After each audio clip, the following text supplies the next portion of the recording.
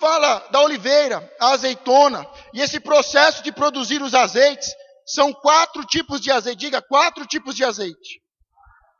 E cada um tem um significado, cada um é um propósito, é utilizado para um propósito e é um símbolo no mundo espiritual. O primeiro azeite da prensa, quando a primeira roda de pedra passava por cima das azeitonas, e o primeiro caldo, o primeiro extrato, o primeiro azeite que saía era especial, obtido para uso no templo, para ungir as pessoas, ungir os doentes, para ungir reis, profetas, sacerdotes. Diga, o primeiro azeite é para a unção e a adoração ao Senhor. Mas a prensa continua, e quando se passa pela segunda vez, ou a segunda roda de pedra sobre as azeitonas, diga, sai o segundo azeite. Este segundo azeite, ele é usado para a alimentação. É comum em uma liderança, em uma igreja em que não há maturidade e revelação, usar o azeite que compramos no mercado, que é o azeite de tempero, o azeite para a cozinha, para usar na igreja. Mas há um azeite específico para se usar na igreja.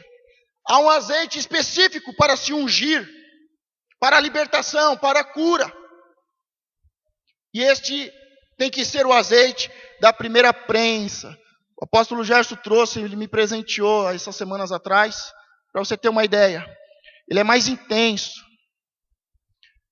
Mas o primeiro azeite é para a unção e adoração ao Senhor. E o segundo azeite, este é para aplicar, para colocar sobre o alimento, é tempero.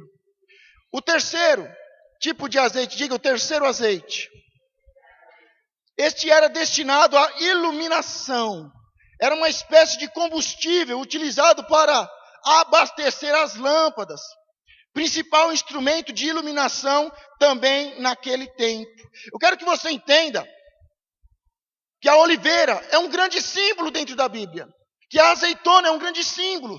E que o fruto da azeitona, o azeite, é um grande símbolo. E ele tem 4 funções dentro do mundo espiritual. O primeiro é de ungir as pessoas. O segundo é para a alimentação. E a palavra diz que nós devemos comer a palavra. E ela deve ser uma palavra, não uma palavra morta, humana. Uma palavra, uma letra que mata. Mas ela tem que ser a palavra que é espírito e que é vida. E tem unção, tem azeite. O terceiro, que é para ser lâmpada. Esse combustível também era usado dentro do templo para iluminar. O candelabro, mais para frente, daqui a algumas semanas nós vamos falar sobre o candelabro, que é um símbolo da igreja. Um dos símbolos que ele é a igreja. Mas ele iluminava o templo. Era usado para iluminar o templo, para iluminar as casas. Diga, Jesus é luz. Diga, ele é a luz do mundo. E eu sou luz e sal. Eu tenho que iluminar o caminho, eu tenho que ser luz, um exemplo, um modelo, e eu tenho que ser um tempero para conservar. E o quarto e último, diga o quarto azeite. E é dentro desse que nós vamos decorrer a mensagem. O quarto azeite, misturado ao farelo da azeitona, uma massa de resíduo final da prensagem, que era utilizado para fabricar sabão. Diga, sabão. Então depois que passava-se a primeira prensa, a segunda, a terceira, a quarta prensa, na quarta prensa saía ainda um pouquinho de azeite. E esse azeite misturado com as azeitonas se fazia uma pasta. E esta pasta era para o sabão. Diga, sabão. Em Malaquias 3:2, gostaria que você agora abrisse o texto nessa passagem, porque ela traz a divisória do que estamos fazendo até aqui. Falamos sobre o pecado, falamos e confessamos que pecamos, falamos sobre a mentira e sobre a verdade, e uma geração que é pura aos seus próprios olhos.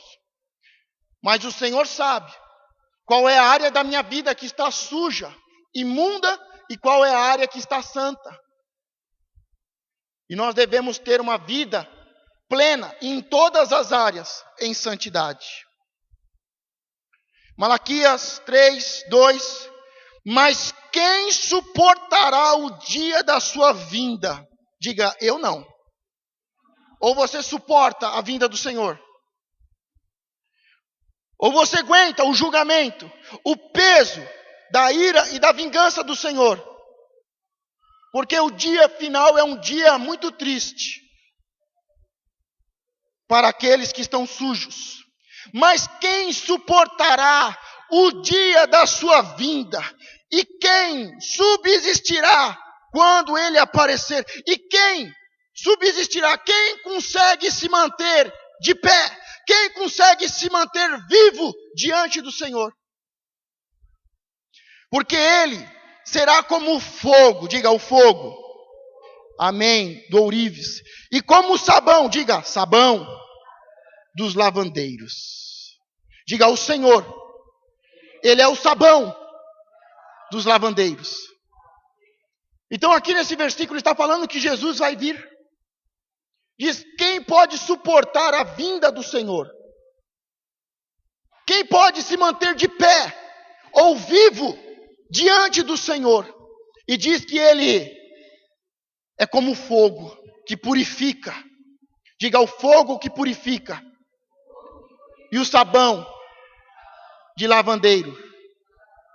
Quando João Batista, você que está vindo nas últimas mensagens, nas últimas 3 semanas, as coisas estão começando a se encaixar.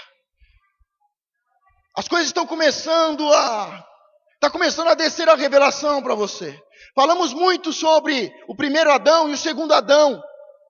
Falamos sobre a semente de Eva, a guerra espiritual entre a semente e a serpente.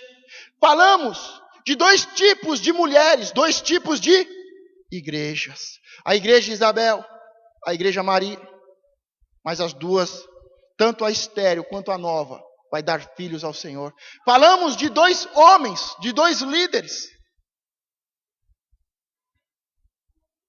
Um que perdeu a palavra profética porque não creu, e o outro que começou a se distanciar do plano de Deus, do projeto de Deus. Mas estes 4, estas 2 mulheres e estes 2 homens, Deus nos trouxe muitos ensinamentos. E falando sobre a unção profética, a voz que clama no deserto, e que prepara, e que aplana o caminho, para que as multidões possam chegar e estarem prontas para o Senhor. E dentro de alguns dias vamos começar a falar da unção profética, e vamos falar mais sobre Jesus. Estamos falando sobre João Batista, e vamos falar sobre Jesus. A unção profética e a unção apostólica.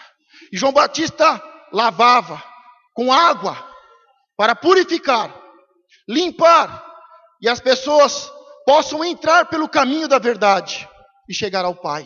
Mas ele diz que viria alguém que seria muito mais forte, muito mais poderoso do que ele não era digno nem de desatar as suas sandálias, e que ele viria com o batismo do fogo. Diga fogo.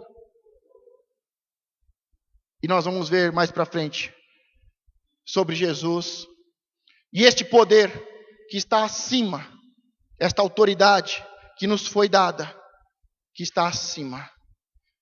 Diga unção profética e unção apostólica.